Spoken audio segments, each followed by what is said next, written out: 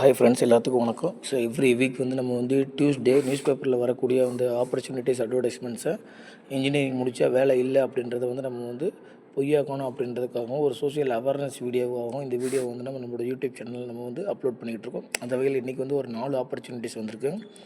So 4 நல்ல opportunities. ஓகேவா, இதை நம்ம என்னென்னு பார்க்கலாம். அதுக்கு முன்னாடி ஒரு சின்ன ஒரு கதை உங்களுக்கு சொல்கிறேன்.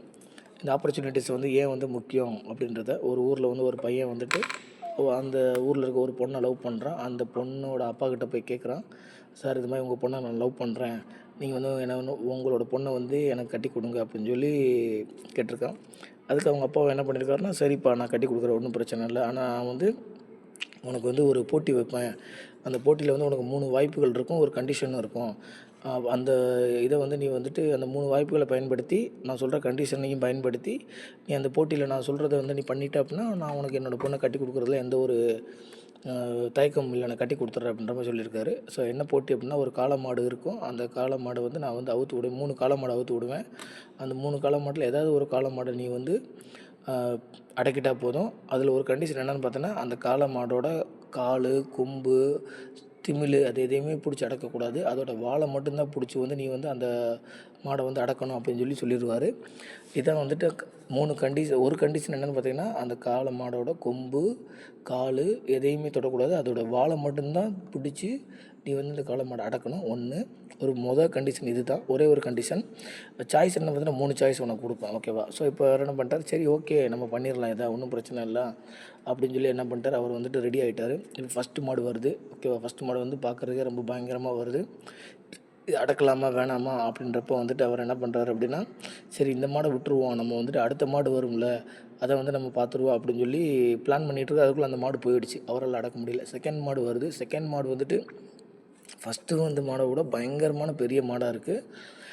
அவர் ஃபீல் பண்ணுறாரு, ஐயோ ஃபஸ்ட்டு அந்த ஆப்பர்ச்சுனிட்டியை நம்ம யூஸ் பண்ணியிருக்கலாமோ, இது என்ன அதை விட என்ன பயங்கரமாக இருக்குது, கஷ்டமாக இருக்குது அப்படின்னு சொல்லி ஃபீல் பண்ணிட்டு அவர் அடக்க வேணாம், சரி அடுத்து ஒரு சான்ஸ் இருக்குல்ல நமக்கு, அந்த சான்ஸில் கண்டிப்பாக நம்ம அந்த மாடை அடக்கிடுவோம், நம்ம வாழ்க்கையில் நமக்கு பிடிச்ச விஷயத்த பண்ணிடுவோம் அப்படின்னு சொல்லிட்டு அந்த லவ் பண்ண அந்த பொண்ணை கல்யாணம் பண்ணிடுவோம் அப்படின்றத நம்ம பிளான் பண்ணிக்கிட்டு இருக்காரு. 3வது ஒரு மாடு வருது. அந்த மாடு என்னென்னு பார்த்தீங்க அப்படின்னா, ஸோ ரொம்ப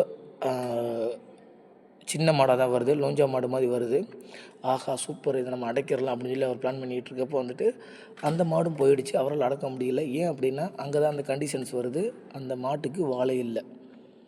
ஓகே. அப்போ ஃபஸ்ட்டு வாய்ப்பை எப்போயுமே நம்ம என்ன பண்ணிக்கிறணும் அப்படின்னா நம்ம யூஸ் பண்ணிக்கிறணும். அந்த யூஸ் பண்ணலை அப்படின்னா பின்னாடி நமக்கு வாய்ப்புகள் வரலாம். அந்த வாய்ப்பை நம்ம பயன்படுத்துகிற மாதிரி நிலைமையில் நம்ம இருப்போமா, சோஷியல் ரெஸ்பான்சிபிலிட்டிஸு, ஃபேமிலி ரெஸ்பான்சிபிலிட்டிஸ் எல்லாம் வந்துடும்.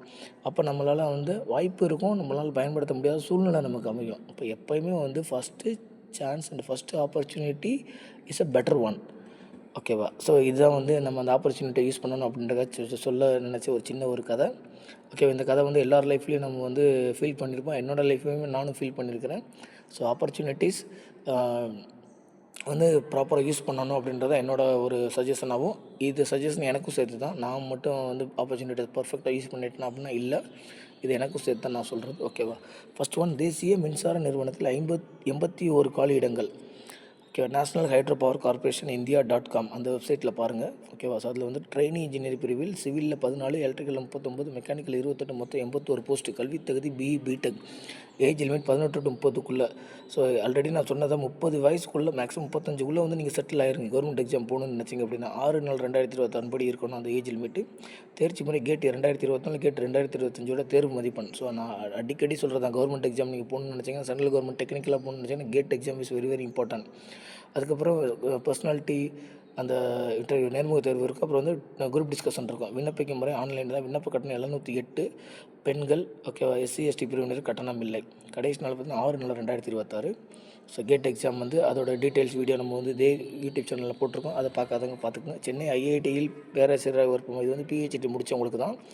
So aerospace, civil, mechanical, chemical, electrical, computer, ozone, data science உள்ளிட்ட பிரிவுகள் உதவி பேராசிரியர் பணியில் மொத்தம் 40 இடங்கள் உள்ளன. PhD தான் கல்வி தகுதி. Age limit 18 to 36. 27/3/2026 படி தேர்ச்சி முறை சான்றிதழ் சரிபார்ப்பு, நேர்முகத் தேர்வு. விண்ணப்பிக்கும் முறை ஆன்லைன் தான். விண்ணப்ப கட்டணம் இல்லை. 27/3/2026 லாஸ்ட் டேட். FECAPP.IITM.ac.in அந்த வெப்சைட்டில் செக் பண்ணுங்க. பெல் நிறுவனத்தில் பொதுத்துறையைச் சேர்ந்த பாரத் எலக்ட்ரானிக்ஸ் நிறுவனத்தில் பெல் காலியிடங்கள் அறிவிப்பு வெளியாகிறது. உதவி இன்ஜினியரிங் பிரிவில் மொத்தம் 35 இடங்கள் உள்ளன. பிஇ, பிடெக், எம்எஸ்சி அவங்கள எலிஜிபிலிட்டி தான். 18 to 28 ஏஜுக்குள்ளே இருக்கணும். 1/4/2026 படி தேர்ச்சி முறை எழுத்து தேர்வு நேர்முக தேர்வு இருக்கும். விண்ணப்பிக்கும் முறை ஆன்லைன். விண்ணப்ப கட்டணம் ரூ. 400. SC/ST பிரிவினருக்கு இல்லை. லாஸ்ட் டேட் பார்த்திங்கன்னா 1/4/2026. bell-india.in அந்த வெப்சைட்டில் பாருங்கள். அடுத்து வந்து 4வது ஒரு வாய்ப்பு, இந்திய எரிசக்தி துறையில் மேனேஜர் வாய்ப்பு. IREDA.in அந்த வெப்சைட்டில் வந்துட்டு இந்திய புதுப்பிக்கத்தக்க எரிசக்தி வளர்ச்சி நிறுவனத்தில் காலியிடங்கள் அறிவிப்பு வெளியாகிறது. ஆஃபீஸரில் 8, எக்ஸிக்யூட்டிவில் 1, ஜென்ரல் மேனேஜர் பிரிவில் வந்து அக்கௌண்ட்ஸில் 8, ப்ராஜெக்டில் 10, சட்டமில் 3, பிஸ்னஸ் டெவலப்மெண்ட் 2, மொத்தம் 32 போஸ்ட் இருக்குது. பிஇ, பிடெக் இதுக்கு எலிஜிபிள் தான். ஸோ 18 to 55 வரைக்கும் கேட்டிருக்காங்க. இது வந்து மோஸ்ட்லி எக்ஸ்பீரியன்ஸ்டு பர்சன்ஸ் தான் இருக்கும். ஸோ தொடர்புடைய பிரிவில் அனுபவம் தேவை. தேர்ச்சி முறை எழுத்து தேர்வு நேர்முக தேர்வு. விண்ணப்பிக்கும் முறை ஆன்லைன். விண்ணப்ப கட்டணம் ரூ. 1000. SC/ST பிரிவினர் கட்டணம். Last date 3/4/2026. வெப்சைட் பார்த்திங்கன்னா IREDA.in. ஸோ இந்த 4 ஆப்பர்ச்சுனிட்டிஸ் வந்திருக்கு. ஸோ நீங்கள் எந்த ஆப்பர்ச்சுனிட்டிஸ் வந்துட்டு உங்களுக்கு சூட்டபுளாக இருக்கும் அப்படின்றத பார்த்து ஆப்பர்ச்சுனிட்டிஸை ப்ராப்பராக யூஸ் பண்ணுங்கள்.